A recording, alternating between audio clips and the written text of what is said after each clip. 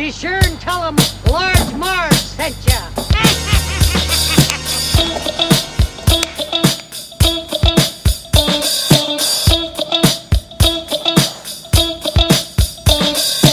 In the 90s, we were just teeny tykes. We liked our movies and our bikes. We wanted to be DJs, but we were just teeny gals. So we went off to college and we remained best pals. 20 years later, we're still watching flicks and we're bringing you the favorite bit by bit. Sweetie and Sweety are here to say it's the Large Marge Santa's podcast. Hey. Hey guys, welcome to the Large Marge Santa's podcast, your favorite podcast where two Sweety sisters talk about their favorite flicks from childhood. I'm Sweety with a Y. And I'm Sweety with an IE. And tonight was my pick, Sweety with a Y's pick. So I'm out of movies for the summer picks. Somehow, I don't know how, but Sweety with an IE has 10 movies left to pick from. Not sure what happened there. You do know why. Because I have control of the Instagram account now. And that's where I just like throw out, oh, these are movies I'm like randomly thinking of. Like I was watching Wheel of Fortune the other night and I saw Vanna White. And I'm like, whoa, what's that weird movie that Vanna White is like a Greek goddess in? So I'm like, I'm going to add that one. So this is like what happens. So you need to get your social media account, aka your Twitter, back up. And then maybe you can Well, I just more. don't understand why I couldn't be like, phone in the conversation here and be like, oh, pick 3 more movies. It's called Sweetie. DM me. DM the I account have and to be like, DM my "Bitch." own podcast. Yeah, you have to be like, bitch, put this one up. This is what I'm thinking of today. It can be a collaborative account, but you just need to participate. Anyways. Sweety with a Y. So tonight I picked A Little Princess. Yeah, it's A Little Princess, guys, not The Little Princess. Though the book might be The Little Princess, or the Shirley Temple one might be The Little Princess. Let's check it out. I'm not sure, and I don't know, why the change. Maybe because all girls are princesses, so there's not just the little princess. There's just like several, so she's just one of many little princesses. I don't know. Anyways, this movie is the 1995 remake. Oh, I think it's always the... What? I think it's always a Little Princess. A Little Princess. Because The Little Prince is something else, Yeah, right? is a book. Oh, no. Sorry. The Shirley Temple one was The Little Princess. Okay. Sorry, guys. But the book, Oh, okay. What's the book, though? yeah. So what book is this based on, sweetie? Well, either A or The Little Princess. And I didn't really know. I kind of knew that it was a book, but not really. I didn't until you wrote that on the Instagram. Okay, yeah. So Frances Hodgson Burnett. It's A Little Princess, the book. Okay. Who you might know is a bit more famous for The Secret Garden, right? Yes. So Similar aesthetic. Yeah, similar aesthetic. Turn of the century writer, so early 1900s. And so pretty old book. And they have made, so prior to this film, which is from 1995, was the Shirley Temple movie from 1939. Whoa. It's like fucking old. And it's kind of crazy because we watched like a lot of Shirley Temple movies, and I don't know if mom was just like really into those as a little girl and that was more like her generation, but she definitely like, I remember going to the movie store and being like, yes, what Shirley Temple movie I'm going to get today. Like, I was so excited about them. I know, I was obsessed with them. And part of it was like, I thought she was so cute, even though like I was like You were little too. I Yeah. know. Isn't that weird thing That when is you're weird. like, well, it was like, there is like a sort of like mothering aspect to even little girls when like they see like another cute girl or a younger girl. Yeah, well, that's what I was talking about yeah. this weekend. Right. Same thing. It's just like little girls have this like weird. Yeah. It's not weird. Oh, it's just like it's nature. Yeah, I guess. I want to take care of you. Yeah. Yeah. And it's. I mean. Or you instantly Whatever. recognize like cute or adorable kids and stuff. So you could be like 7 and be like, oh my God, that girl's adorable. And she's like 3. Now that seems crazy. But anyway, guys, love Shirley Temple. So that was like a big movie back in its day. And then, so that would have been 50 years later, they come out with this 1995 version, which Sweety here just loved. What was your first viewing of this film, or where did you happen upon it? I don't remember that. I just remember just Because you would have been pretty young. watching it. You would have been 9. Yeah, I mean, I don't think I watched it when it came out. It Yeah. was just another one of those movies that was on like TV all the time, like the Disney Channel or something would play it or whatever, ABC Family. And it was again one of those movies that you're always like, oh, I love this movie, and you would watch it. In 7th grade, we had like a big Indian chapter of our studies, and our teacher like played the like Indian myth kind of scenes from this movie to like highlight the different gods, some of the gods and stuff in Hinduism. Yeah. And I remember that, and I don't know, I just remember like watching it all the time and being like, oh my God, I thought it was great. Yeah. I just thought it was like the best movie ever. Didn't really know or realize that it was a remake of the Shirley Temple movie. Or maybe it's not. Maybe it's just a different take on the movie. Probably that, right? A different take on the book. I mean, sorry, yeah, the book. Exactly. So I think the Shirley Temple one, I think, sticks a little closer to the story in the sense that it's in England, right? And that it takes place prior to World War I. So because it's like 1905 and like he was in India, so it was like that. I think he gets like hurt in India, not in like World War I, which is this one. But they did make some good changes in this one, and I feel like this is the case where the Shirley Temple one is great. I mean, it's fucking 1939. You know, there's like nothing really to it. It's black and white. It's like the main lady is scary as fuck. Shirley Temple's cute. The little girl Becky is the maid is white. So clearly all white people except the Indian like presence of the film. But it's pretty straightforward, like whatever.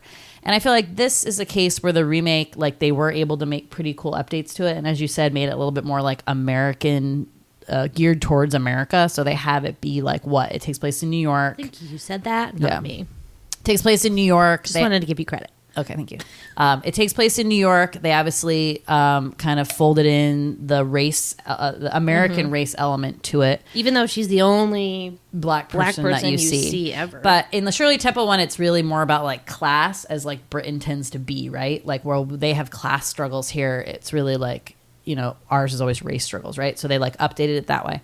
And then also the dad gets injured or goes missing in World War I because you have the mustard gas element and the trenches and like all that stuff. What was the war in the Shirley Temple? I think he was just fighting in India. In India. Yeah, or something. Yeah, that's what I think. Because if she wrote it in 1905, World War I wasn't happening yet. It's true. That's true. And in the Shirley Temple one, there's this big part in the end where Queen Victoria comes about. And Queen Victoria was not alive in World War I. So, yes, they changed it like that. Anyway, so they updated it, and it really is. So I have to be honest, this is probably the second time I've seen this film. I've seen it before, but I haven't seen it as often as Sweety has. But, Lord, what a beautiful film. It's... so it's directed by Alfonso Curaron, who has done, remind me again... Gravity, Roma, he won the... Right. The The recent Oscar. very big winner of all that stuff. Harry Potter and the Prisoner of Azkaban, Y Tu Mama Tambien.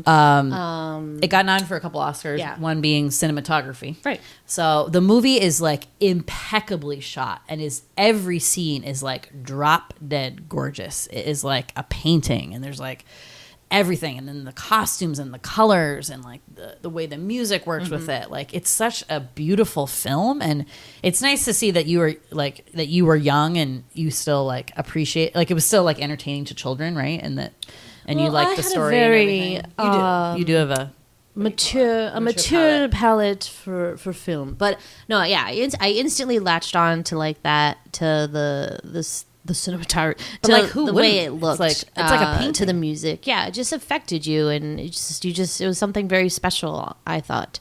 And it truly is a beautiful movie. Alfonso, I don't know, obviously I don't think Gravity is like this. Roma was obviously in black and white, but he definitely had a thing for a little while where he was obsessed with these green overtones. He also did Great Expectations with Gwyneth Paltrow. Oh, I've never seen that. And I think same color palette in that. Harry Potter, same kind of like tonally is very similar. Sorry, what Harry Potter again? The third one. So the Prisoner of Azkaban, Okay. the one that's like dark, very different than the rest of them. And actually, I really liked that one the best. So was he saying? People in this don't really know their names. Yeah. The guy, her father is obviously very famous now. He's in Game of Thrones as Sir Davos. And Becky is From Janie and Harriet the Spy. And one of the little girls in the school is the Bumblebee from the Blind Melon video, Right. No Rain So or whatever. a lot of little girls in the school. So Camille Bell she's like a teeny. Doesn't like, even have a line. Yeah, and you can see her being like distracted. Yeah. on the TV. Like you can see the You're like, directors you're being like, actually 5. Yeah. And then I think the daughter in Grace Under Fire. Do you remember that show? The little blonde one with the curly hair. And the in The Ring, I don't know if you remember if you saw The Ring or Yeah. not, but the girl who dies in the beginning, her Yeah. friend who goes like crazy Yeah. and like goes to the mental institution, Yeah. she's that girl with like the really dark hair. Yeah. So yeah, there's all these like random people in it. You're like, oh, that person. And okay, guys, this is the craziest thing. So I'm reading through the fucking IMDb, and I'm like, oh, who's in this? You know, and like, yeah, it's like you would see them and be like, oh, they were in '90s stuff. And then there's, an IMDb, especially for child actors, sometimes they'll have their name and no photo because they were just in like 1 or 2 movies and they don't like have a headshot or anything like that.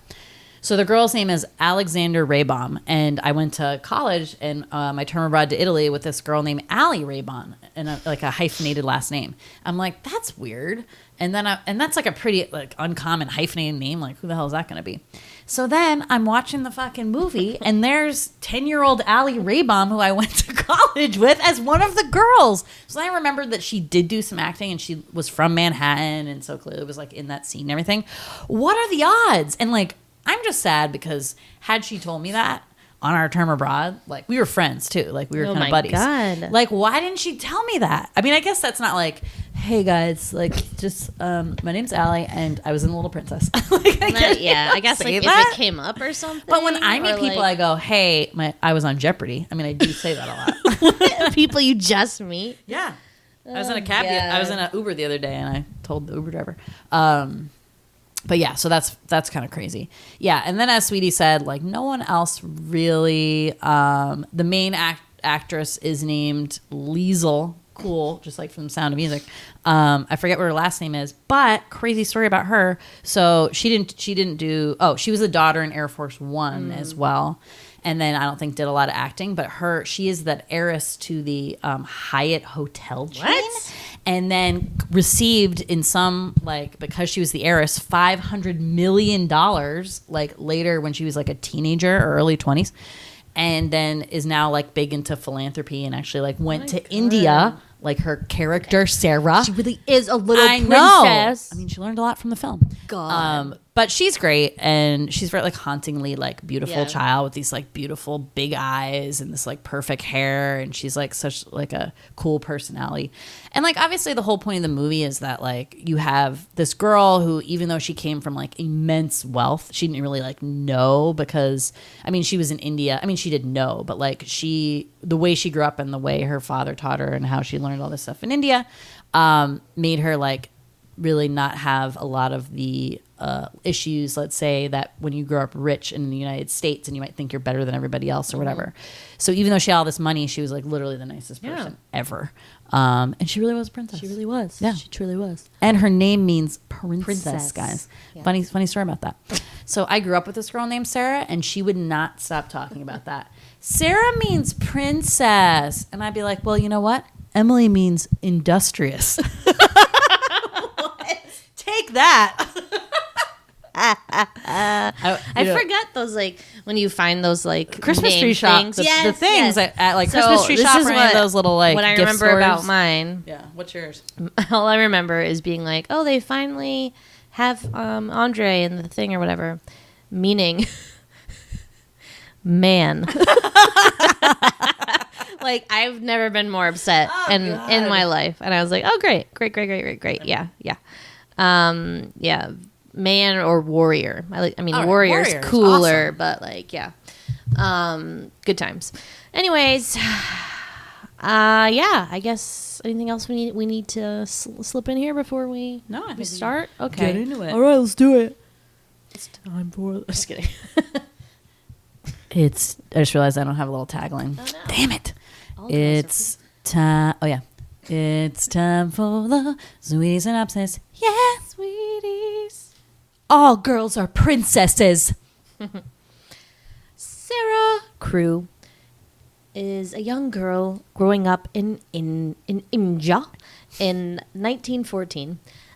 She's living the dream, you know, the Indian dream, swimming Literally. in the water with the elephants, like casually playing nearby, playing on like cool statues. What a beautiful place, Man. However, from what I know about India, you know, is it like that? Was it like that in 1914 before like it got overcrowded and crazy? Probably.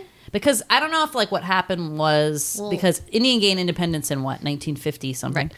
and then did stuff kind of go a little bit downhill from there. I mean, yes, like I'm tremendously happy that they gained their independence and they were no longer under, you know, British rule or whatever. But is then that how India sort of slid into somewhat more like poverty ridden kind of I don't know. place? Good question. Because it seems idyllic there. Good question. It did, but it also wasn't like the city. Like I think that's like a key element too. Is that like anywhere you have like a giant city, that is gonna be more prevalent, those Yeah. issues. But this seemed to be kind of not. It didn't say like where in India. She just sleeps in this like gorgeous like canopy bed with like silk things. I mean, it looks like she lives in fucking It was Taj Mahal. amazing. I mean, yeah. it's beautiful. But unfortunately, it's all over because her dad is getting shipped off to fucking World War One. Bad break. I guess there wasn't like a draft, right? No, I mean, he was a signed up. soldier. Oh, I thought he was a cracker person, like made crackers. He made crack. Oh, because he had the business. Yeah. Oh, That's Well, why he I was think guys rich. just- That's where he got all his money. Well, I think guys just volunteered. You know, there's well, very like they a are fucking crazy. you know what is it, duty. You know, people feel like Mm-hmm. you know, I gotta fight for my country, and then you fucking go and you get gassed by fucking mustard Do gas. it for our country, red, white, and blue. Yes, so he's getting shipped off, so they got to move. That he has to bring her to America to go to school where her mother went. Her mother probably, I guess, died in childbirth, giving birth to what would be Sarah's younger sister. How sad. Yeah. And so he brings her to this school that she went to in New York, Miss Minchin's like school for girls or whatever. And it's really sad. I mean, they have to take like a 50,000 hour boat ride to get there. Whew, man, am I glad I didn't live in It looked like the 1914. Titanic. It looked awesome. Yeah. And the Titanic sank, sweetie. No, not the sinking aspect of it, I but would like- not. How long was that boat like ride? Like Yeah, 3 but you're months? in like first class cabin. It's like a cruise. Those people are wealthy. Yeah, but there wasn't like cruise activities like there are today. they were. I don't know. I would have gone bonkers. Also, what if there's a storm? I don't know. I feel like there's a lot of ifs. Anyway, so they go to New York. Very sad. She has to say goodbye to her father. Sad, super sad. But don't worry, gives her a doll named Emily. What up? Best doll name ever. And yeah, she's got like all her toys and shit. Gets like the biggest room in the place. Blah blah blah. She's treated nicely because her dad has all this money. So Miss Minchin, who's like this terrible person, very Return to Oz like vibes. What's the Mombi? Princess Mombi vibes. Another princess.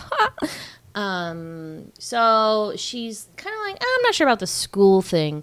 But you know what? She's ahead of the game. She's very smart already. I don't know what schooling she's had in India. I think she had tutors. I think her father. Oh, I thought her father just like taught her shit. But she's fluent in French, so Yeah. she doesn't need to take that class. Good for her. She's immediately very popular because she's nice. There's this one crazy bitch. There's always one. Lavinia. Ugh, if that's not a bitch name, I Yeah. don't know. I don't know what else is. I wonder how they pick that. And they're like, okay, here's all the bitchiest names we can think of. And then they're like, which one is the bitchiest? I wonder how they Definitely pick Lavinia. the bitchy girl. I I would have know. like such a complex if I like tried out and they're like, you look like a bitch. You play that girl. That's why those people aren't successful like in their acting careers probably, because they just get like thrown into that bucket. Like same thing with the Harriet the Spy Girl. Yeah. Who's like exactly like this bitch. That's why I thought it was the same person because I got It confused. does kind of look like her. Anyways, but Sarah's very popular. She's very nice. Here's the thing about Sarah: great imagination. wow, she can just like there's this one part where she's reading like a boring story that they have to read or whatever, and Miss Minchin's playing the harp in the background. Very bizarre. It's like, okay, quiet reading time with harp music in the back. I don't know, like it was just like, it was weird. But everybody's snoozing, it's so boring. And Sara starts reading it and she's like, this is stupid, everyone's falling asleep. And she just starts inventing like a different like plot of the story, and it tells it all exciting, and everyone gets all enthralled with it. She just has a great imagination. And she's a great storyteller, right? Yeah. Her delivery is on point. She gets very excited, and half of it is like her being like, and then this happened. Yeah. Like she's very like animated. Animated. Stuff. So the girls are like, because the school is fucking boring. Okay, first of all, a beautiful place, beautiful building, beautiful like quarters and everything. Everyone has to dress in green like all the time. I don't know what the deal is with that. The building is green, like everything is green. As Sweety was saying, I don't know if it was like the director's choice and it was means his something. Green period. Yeah, something like that. But anyway. And then there's like boring school, and then they have like quiet breakfast where they can't even like talk during breakfast. They get read like boring stories. I mean, their life sucks, right? And it's like a rich school where like I think they have rich parents who basically like don't want to take care of them, and they ship them off to a boarding school, you know, and they're learning French and math and stuff like that. Seems to be like a lot of some different ages. Like, why was like Lottie so young? Are you confused again? Like it's the schoolhouse? Yes. One room schoolhouse. Well, like the French teacher said, oh, she's so good at French, she could help the little ones with like their whatever. I don't know. I think they have similar classes, but maybe they're not. Maybe not. It seemed to be a lot of girls. Like there was this one, she goes into the French classroom or whatever. It's a lot of girls. And I don't remember like seeing all those girls then like later. Like I feel like they packed them all in there. Also, each girl gets their own room. Yeah. Is that right? Well, I don't know because maybe not. Sara got like basically like the penthouse because her dad in the beginning is like, here's a bunch of money. Make sure, you know, I think he felt guilty, right? Yeah. Like he's leaving his only child. She like doesn't know anybody. He's like, I'm going to make her really comfortable. So he gives her the nicest room, make sure she has tons of toys, like, and it gives the headmistress extra money so she can really like be treated well. Not that she really needs that because again, like that's like not Sarah's like deal. It's not her shtick. You know, she really just loves her dad and wants to be with him, and also, let's be real, could like benefits with some friends or from some friends. I think she had some Indian friends in India. One Indian friend, like little Indian boy. Yeah, he was sweet. Yeah. So she needs some girlfriends, and that's what she's got, and she's having a blast. So the girls are obsessed with her. Oh my god, everyone's obsessed with her. Yeah. Everyone's like in love with Sara, except for Lavinia, even though I'm sure she secretly is. And at this time, she also meets the little slave girl. Becky, slave girl. She was servant girl. Servant, but she seems to be an orphan. She lives in the attic and she does all the cleaning and the food service and like all that stuff. No one's supposed to talk to Becky because she's black. Like, what the fuck?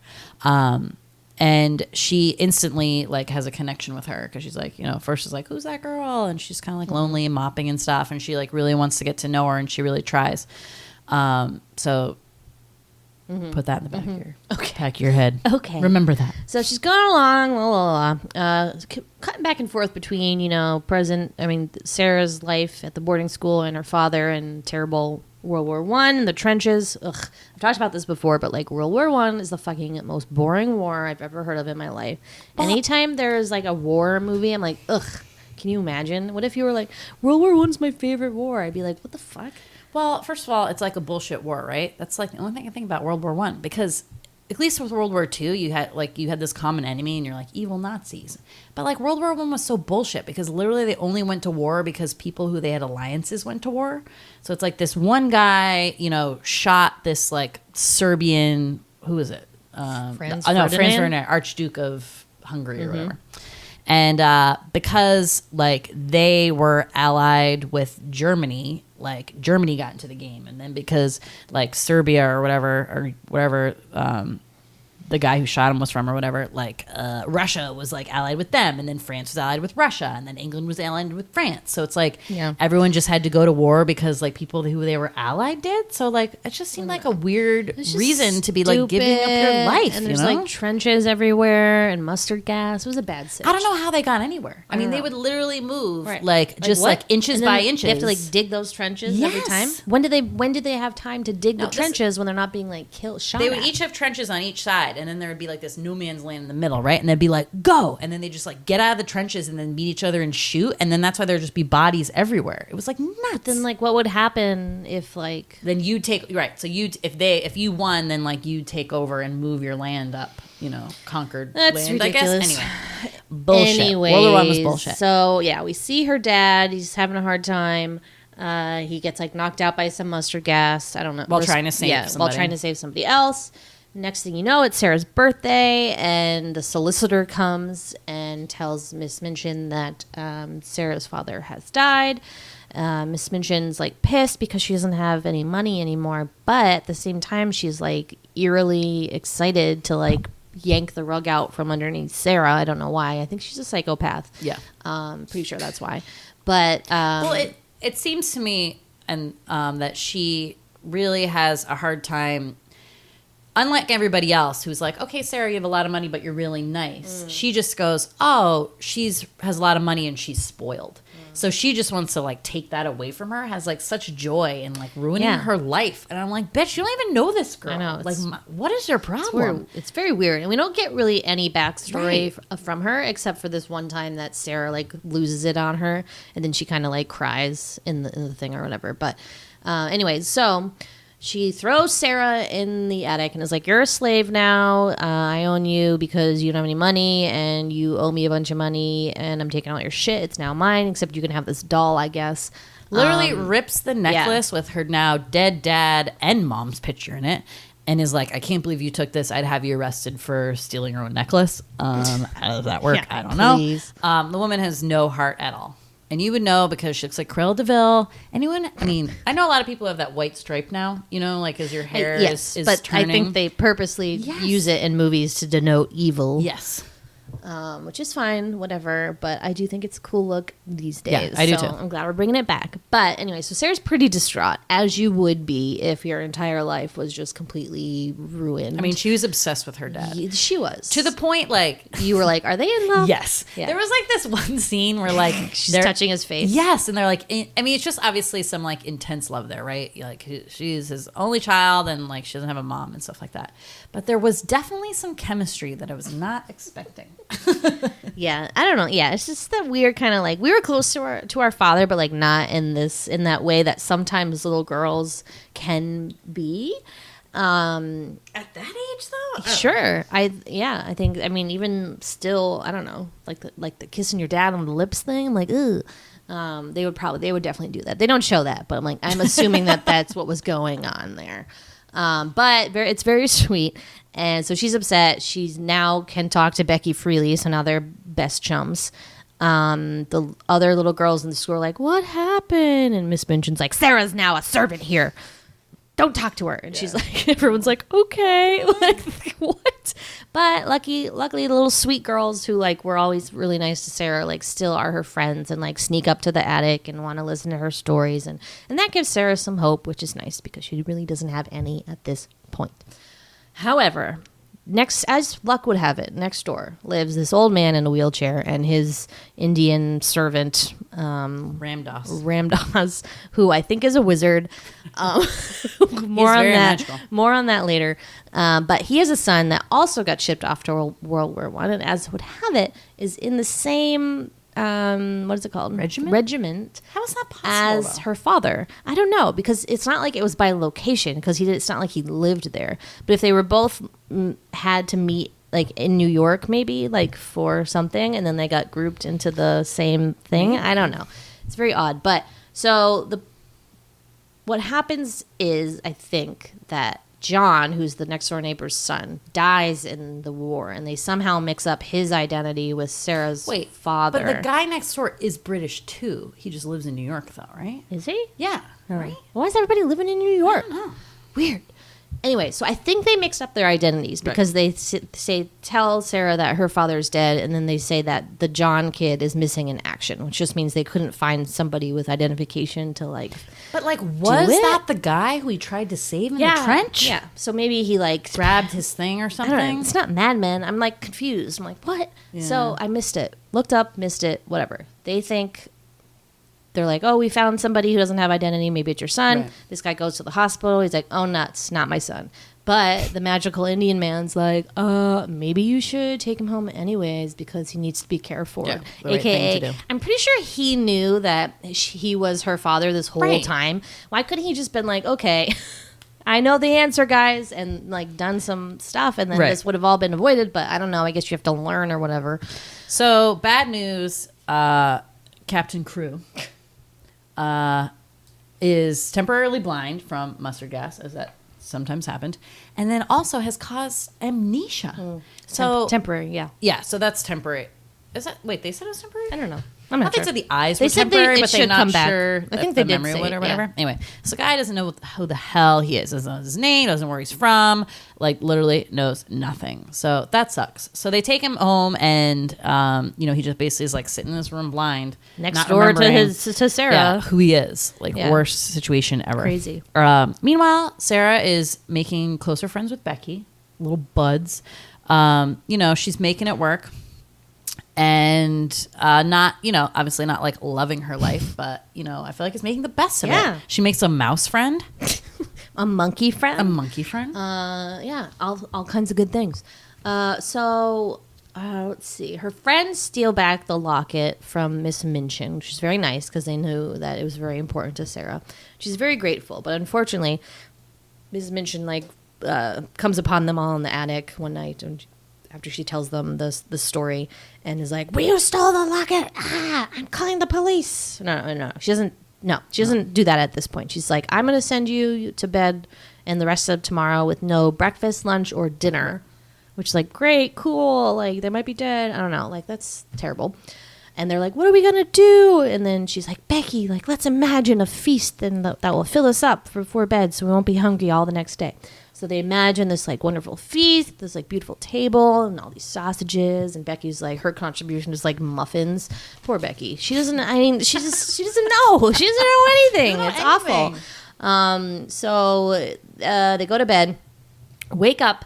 The room is decorated in Indian scarves. Somehow, Mr. Magical Indian Man changed the sheets on the bed that they were sleeping on and the pillowcases with these like magical fabrics. So that's why I'm like, okay, he's definitely a wizard, right? Because how do you do that? And my favorite part, gives them robes and slippers. Oh my God. If I woke up after like sleeping in basically like a wooden like cell with like a leaky roof and like rusty busted bed, and then there's like a beautiful bathrobe and slippers. Oh my God, I would go absolutely crazy. There's nothing like waking up on a cold day, guys, morning, and putting on a bathrobe and slippers. Was it cold? The door was open. I'm confused. The seasons seem to change like very rapidly in this. Like one day there was snow on the ground, and then there were leaves. I gotta know. Maybe it was confusing. springtime. Anyway, bathrooms rock. I'm sorry. But they have a good time. They're like, "Oh, I feel like a princess." And then, unfortunately, Miss Minchin like comes in again and is like, "Where did all this come from?" And Sarah's like, "I don't know," which is honest to God true. Like, really didn't know. Although, put two and two together, Sarah, who else would have done this than, the magical Indian man next door? Ramdas, like, God bless him, but he's got to know, like, that's going to cause trouble. That's going to cause trouble. Yeah. And he should have walked over there and been like, "Hey, I did this with my magical wizard powers." Because he's been giving Becky stuff all the time. Remember those like little shoes she had, and she kept being like, "Oh," like they didn't point that out. Sarah gave those to her. Oh, I thought Ramdas did. You weren't paying attention. She said, "Becky, I thought you could use these. I don't need them," or something. They were just like her slippers that she gave to Becky. Because remember, she walks in on Becky trying to fix like her shoes. Sorry, bad information, guys. Ramdas did not give Becky shoes. Like sending her gifts.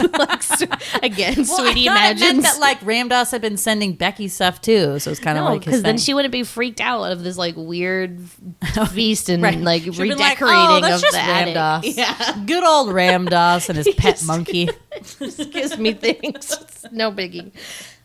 So Miss Minchin flips and is like, "I'm calling the cops." So they call the cops. For some reason, they need like 10 cops to arrest this like poor little And girl. like an armored car. And or I guess that was it's like, like a that was SWAT what, team. That's like the police cars were. And yeah, it was Looks like an armored car. It was, yeah. But I don't know why they needed 10 guys. So they like go in the house, go up to the attic. Sarah's like, "I gotta get out of here. Help me with this loose, shaky board." And they like throw it across the roofs. And she walks across this shaky as fuck board and is like wibbly wobbly. And then Miss Minchin's like, "Get back here," and like grabs her. But She's such an idiot. I can't stand Miss Minchin, like, for the life of me. But Sara almost fucking falls off, like, rights herself back up, and then actually does fall off, somehow manages to cling on to the roof, the slippery, rainy roof, pull herself up, as Sweety said. Excellent body strength. Good for her. I don't know when she found the time to work out. Maybe it's all you can do in that attic. Maybe she had a chin-up bar in that attic. Maybe. I wouldn't be surprised. So she escapes into the house next door, which, as you know, if you've been paying attention, is where her father is currently roosting. So she, and as luck would have it, the power goes out. So Minchin and the police go next door, and they're like, listen, you got an escaped child on here. And he's like, what are you talking about? Which, like, fair, I'd be like, what? But, you know, Ram Dass is like, oh, what? A child? How could there be a child? There's children next door? Yeah, like, what? So Sara, like, sneaks into the room or whatever, and then her father happens to be in that room and is like, hello, who's there? And she's like very upset because she thinks he's gonna like turn her in, she's gonna have to go back and be arrested or whatever, live on the streets. And then she looks up and realizes it's her father, and she's like, Papa, and she's like freaking out and like jumps all over him. He's like, what? Who are you? What is this? What are you talking about? And it's like very upsetting, obviously, if you think your father is dead and then you realize he's alive and he doesn't fucking remember you. Oh my God. So it's like this whole thing, and then the police come in and like take her away, and she's like, you have to remember, you have to. And then Ram Dass comes over and just like stares at him and is like, I know you remember. And I don't know if he's like sending his wizard vibes or like what to make him remember, or like what happens in this instance. But all of a sudden something clicks and he rushes outside and is like, Sara! And then they cue the waterworks. Oh my God. Cue Sweety and I sobbing. And it's like, it's raining, and she's just like, ah! And she's like pulling and pulling, and he's just like, that guy's like baritone just being like, Sarah! Like through the rain, like, Sara! And then it like slow motion, and then they like run towards each other. Whoa, guys. I mean, I've been crying every day this week just from like, I don't know what's going on, hormones, something. And this just put me over the edge. Woo! It's a rough one. Happy reunion. Yeah, happy reunion. And they don't like get into the nitty gritty, but basically we are to believe that Miss Minchin has been ruined from this. I'm not sure like what they used to be like, you are now no longer owner of this school, though. Like, I'm not sure what happened there. I mean, if they like had something on her. Yeah. Did they like press charges because he like I don't know, like what she did. Because how she treated Sara or like something, whatever. We should say that after her father died, the solicitor was like, all of his assets have been seized by the British government, which I don't know if that is a real thing or what. Seems weird that like a guy is like, who cares as much about Sara as he does, wouldn't have like put in some kind of clause into his will or something. But also I don't maybe like she lied or so did something. Like you don't see like hear anything else the solicitor like says to her other than like the thing about the money. But like remember, she's like, oh, you owe me all this money and you have to pay all this back, and she like took all her stuff. So maybe like she lied and there was like she was supposed to go somewhere else or to an orphanage or something like that. I don't know. Maybe. So maybe they bust her on that. Interesting Anyway, theory. so she's a chimney sweep now. Wow. Fall from grace. Yeah. And she had a sister who she ran the place with, but she escaped with like her lover, the milkman. Yeah, she's like, fuck this so shit. she was out of there. So I guess she was kind of like on her own. But yeah, that's a bummer. But not really, because she's like a psycho. Like horrible person. Totally deserved Total it. psycho. Karma's a bitch, lady. Yeah. Sorry. And then Captain Crew's like, fuck this, we're going back to India. P.S. India rocks. Yeah, P.S. I'm going to adopt your friend Becky, and then she gets to live with them, and then they go off to India and live as princesses together. Yay. It's amazing. And then the next door neighbor, the old guy, takes the school over and renames it after himself. So that's it. And it's like super happy, great ending. The girl, the bitchy Lavinia, all of a sudden is nice to Sara and the other girls, like magically. Yeah, that was. I'm like, did I miss a scene? Like, what happened there? I think she just realized that like Sara really was like this nice person, and got that a real bad deal. Yeah, and that like she didn't need to live her life to cruelly or whatever or something. I don't know. Well, then that girl would have grown up to be like a Miss Minchin if she didn't like. Right. Maybe maybe she realized that. I don't know. But yeah, that's it. Great movie. So the Miss Minchin. So when Sarah freaks out once at Miss Minchin, she's like, "What? Didn't your father ever tell you that like you were a princess too?" And then Miss Minchin gets like very upset. And I thought she slapped her, but I guess she doesn't. But then she like closes the door and then she touches her face like she's crying. But I don't see any tears.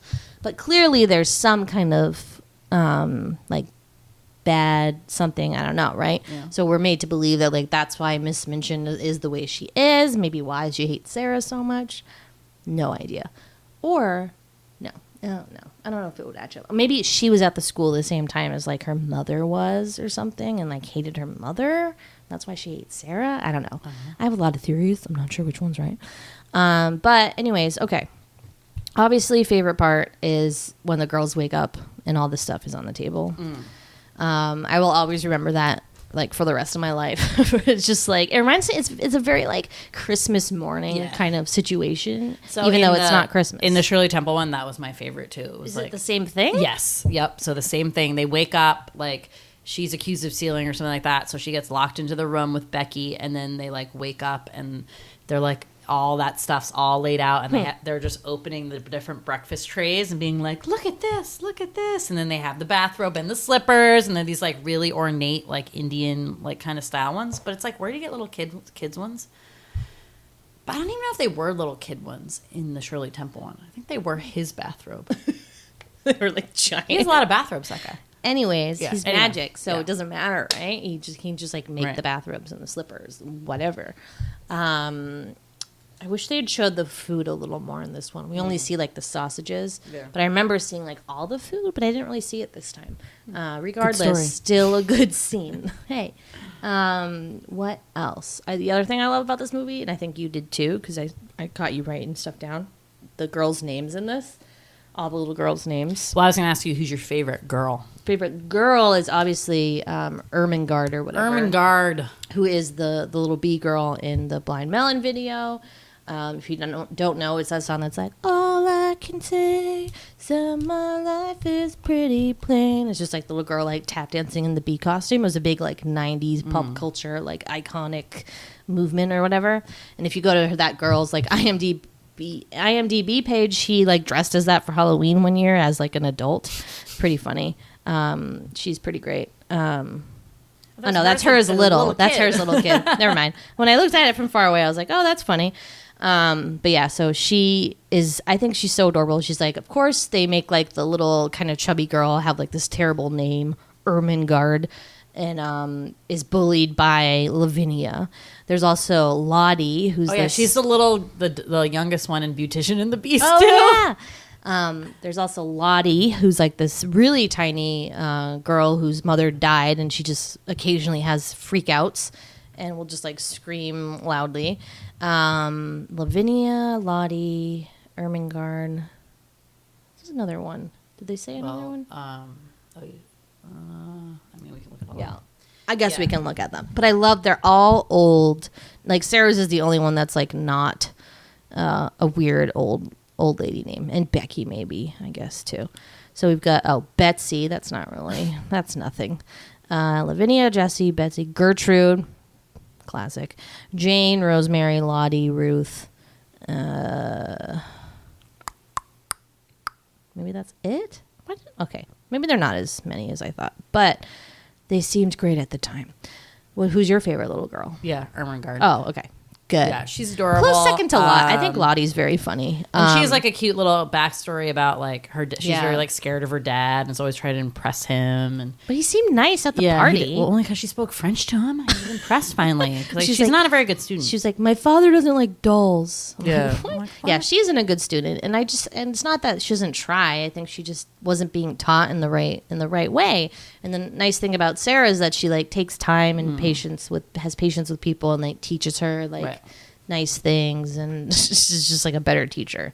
Reminds me of that time I tried to learn knitting, and my mom took me to this like knitting class, and then this lady was trying to teach me, and she was like awful and kept like yelling at me when I was not doing it wrong, and my cat had just died, and I was like could not handle this like old lady yelling at me, and I just started crying at the knitting table with all the ladies around me, and I was like and then I was just like, well, I can't do this. And then we went home, and then my mom taught me, and it was so much better and like relaxed, and then I got it, and then I could do it. Now you knit every day, don't you? No, but I did for like whatever that summer of that that summer was. But it just goes to show that like sometimes it's just the teacher, you know. It's true. But yeah, that's all I have to say about that. My other two favorite scenes are all the Indian story scenes. So she's sort of telling this story throughout the movie about this princess and then her boyfriend. Is he a prince too? Yeah, he's a prince. Her love, Right. Her love. So it's like whatever. an old Indian story. So she's like this beautiful princess, and he's like, I'm gonna say he's like a god, like a. He might be like a Hercules type. What is that? Because he's called? all painted blue and has like cool headdress and like all this stuff.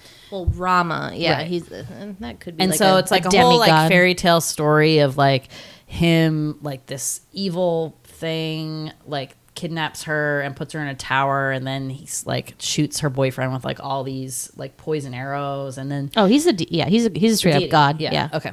But he's all like in blue, and it's very cool. But anyway, the way they do it in the story is that the princess and then this the blue guy is her mom Rama. and dad. So it's like the character who plays, or the actor who plays the dad, like all painted blue with all like the cool Indian And you're headdresses. like, is and this stuff. an Indian guy? Nope, it's that guy blue. I really didn't know until like the second time, but it's really cool, and it's like really crazy. Like there's a whole like the demon is really kind of scary. Yeah, and- it is, but it's super like computer graphic-y. It looks really stupid. Well, almost like a drawing in like a book. Yeah, but I feel like that wasn't what they were going for like at the time. Is that the I book feel like she it was just keeps? a bad That has that story in it. Maybe. I think so. That would make sense. But it's cool because it aligns with the story in the actual movie. So it's like, like the prince from like gets poisoned by these like poisonous arrows, which is like the mustard gas, and he dies, which is like when you think her dad is dead, and then he's brought back to life. Yeah, and like she's telling that part of the story, and then they're cutting with like him actually in the trenches, like breathing in the mustard gas. Right. So Yeah, that was kind of very cool. nice, cool touch. And then probably one of the most beautiful, and one that was very popular in either the trailer or like the poster, I want to say, is that like during the wintertime scene, she like, I think it's the first time she meets Ramdas or something like that.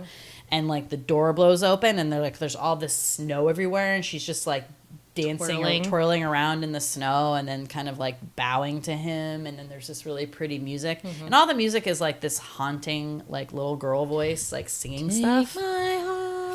Take my heart. But some of it isn't even words. It's like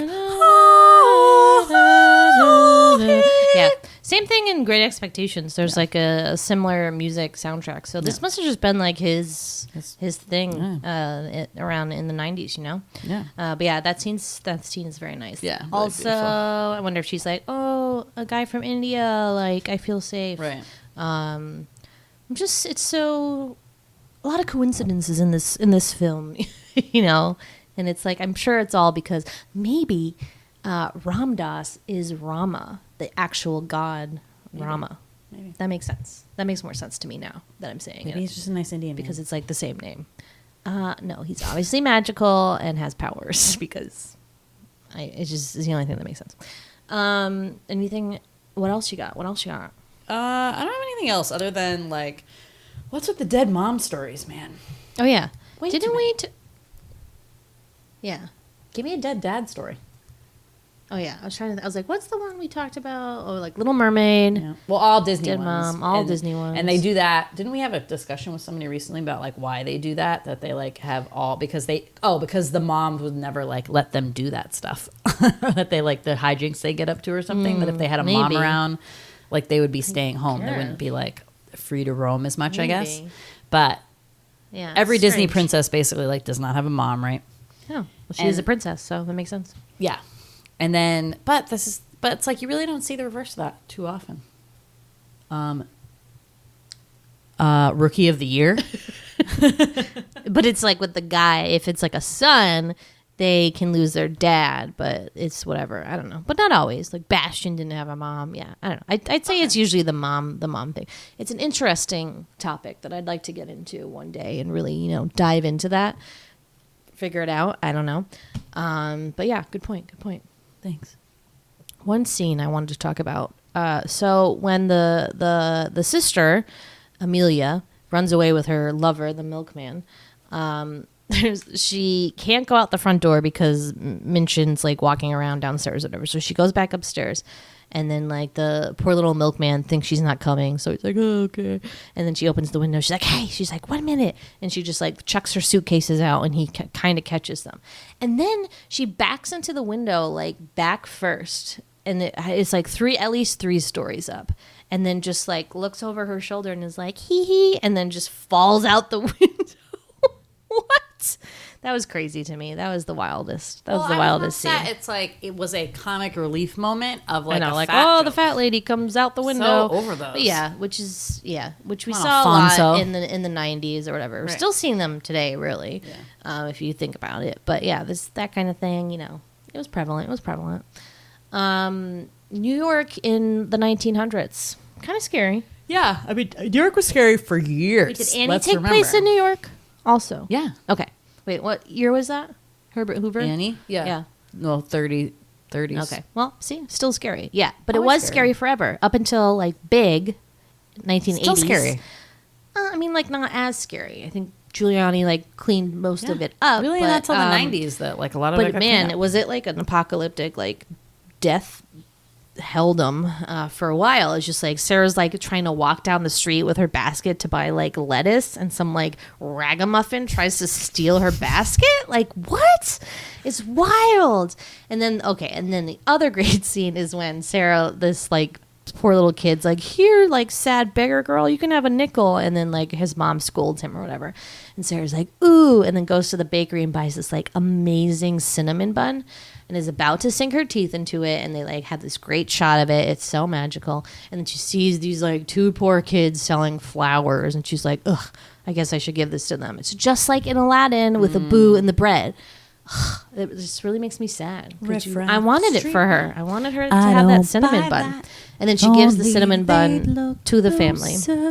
And the mom's like, listen, I'm telling a story. No, I'm doing the background I music. know, but you're not paying attention to what I'm saying. The mom is like, give her a flower. Like, oh yeah, a flower's really gonna make up for the fact that she gave her cinnamon bun away to you. Like, geez, thanks. I don't know. I'll always be upset about that kind of illustrates thing. how good she is. I know, blah blah blah. I'm upset that they don't even get to take a bite of the cinnamon bun. That's just like what in I'm Aladdin. saying. You even take a bite of the apple. I know. At least a boo was like, I'm gonna have a little bit of this, and then you can have it. The dirty street urchins aren't going to care if you take a bite. They Then don't give care. it to them. No, they're not gonna be like, oh, I can't eat this now. Rats. Like, How they're did they eating out the survive trash. New York winters with a blanket. She had, and she, like, that, you can obviously tell that scene was maybe shot, like, in a studio or something, or, like, not during the winter time, because everyone's wearing, like, she's not wearing a jacket, it's just, or a coat, it's a shawl, and she has, like, tights on, and she's fine. But, did people not have coats back then?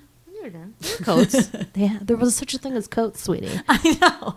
But it's just like, because in the Shirley Temple one, that's the same thing. She only has like a little shawl, and she like goes, because she's like, oh, they're so poor. I don't think poor people had shawls. So in the Shirley Temple one, he doesn't get brought home next door. He's like at the hospital, and she like goes to visit the hospital because they tell her he's missing. So she's always going every week to see if they bring in a guy to the hospital. They don't tell her that like he's definitively dead. Yeah. So like she's always going to this hospital, and like she's always missing him. There's one scene where he's just like in bed being like, Sarah, and people are trying to like calm him down, and she's just like distracted somewhere else within like the hospital wing. And then there's another scene, I think she does like a little like song and dance with like the little guy, the guy who runs or it's like a nurse in the hospital or something. Anyways, so yeah, that's how it works in Shirley Temple. Why was I bringing that up? Oh, because same thing. So she would just like go out with her little blanket, and she would just like put it over her head. Fine. Yeah. And she always like wore black and stuff. Yeah. And then in the Shirley Temple one, there's this great scene where she like is, in charge of making the fires in the morning, and then also like cleaning up all the coal and stuff, because they use coal. This would have been England, right? So they use coal, not wood. And so she'd like light the fires, and then she would clean them up. And so she's like so mad at the bitchy girl, and the bitchy girl is like bitchy in the Shirley Temple one. I'm talking about like 1930s bitchy, because it takes place in earlier than that, but it was from, what did I say, 1939.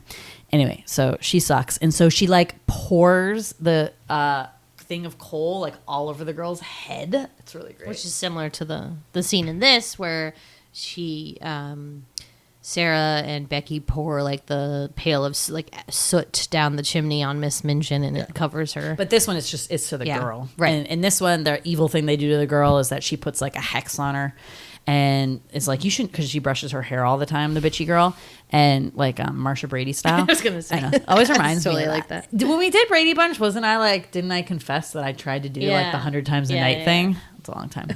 But anyway, so she is like, you shouldn't put your hair as often. So they do something where like they take her old hair somehow and put it in the brush, or does it come out? I thought it just came out. Oh, yeah. It wasn't even a trick. It was real. I mean, it's just that's what happens when you brush your hair. Like it's ends up the dead Story of ones my end life. up in the brush. Yeah. Well, Vinny, I hate to break it to you. Yeah. I agree. I mean, I thought she was super bitchy, but I guess maybe not as bitchy. Another mean thing she does is like stick a piece of Ermengarde's hair in the ink pot, but it's just like a teeny piece. I'm like, okay, who's gonna notice that? She's dark hair. She's gonna put the hair up in her like little rag curls. Like she's not gonna notice. And I love how the bitchy girl always has like a few like other like sub bitchy girls who are like not really bitchy, but just like are friends with the bitchy girl. And then the last scene in this movie, when the bitchy girl kind of comes around and like gives Sarah a hug at the end, her one friend, the blonde friend, is just like standing at the top of the stairs and being like, wait, we aren't being mean anymore? Like she looks so lost. She's confused. Like she never comes down to like also give Sarah a hug. Oh no. It was so sad. She wasn't clued in on the memo. Yeah. I always feel bad for that one, the bitchy sidekick friend. I'm like, do you really want this life? It's like, what movie was that where we turned the bitchy girlfriend? I don't know. Oh, maybe Gabrielle Union in 10 Things I Hate About You kind of like was like in. I mean, sorry. She's All That. She's All That. Yeah. Yeah. Right. Yeah. Yeah. Yeah. And she's like, Taylor, you're stupid, and doesn't want to be like really her friend anymore. So that's what it reminds me of. Yeah. Anything else? No, but I think that's all I have. Oh, okay. Well, that's a little princess for you. Do you love A Little Princess? Do you want to talk about A Little Princess? Are you a little princess? Is your name Sarah with an A or with an H? I think her name's with an A. It is. Okay. You know, I wrote my Instagram post, I put H, and I had to edit it because I was like, I think this is incorrect. Oh, God. Well, it's like Sarah or Sarah. Okay. Those are different pronunciations, aren't they? Or Soraya. What? Soraya. Didn't Brandy name her daughter like Soraya? Because that's another way to say it, and it also means princess. Don't quote Do you me like on the Sarah without an H or with? I mean, I'm more used to the with an H, but I think the Sarah without an H is prettier. No offense, Sarah's with an H. Right. I only know one Sarah with no H. Me too. Yep. Cool. Is it the same one? Is it the same one? No, I don't think so. I don't think it is. What? Oh yeah, no, it's not. It's not? No, it's a different one. It's a girl I used to work with. Cool. Hey, Sarah. So, anyways, cool. Come and find us on Instagram at the Sweety Club, or on Instagram. No, on Twitter at the Sweety Club, or on Instagram at Large Marge Sent Us. Thank you. Oh God. As always, for listening. Bye. Bye.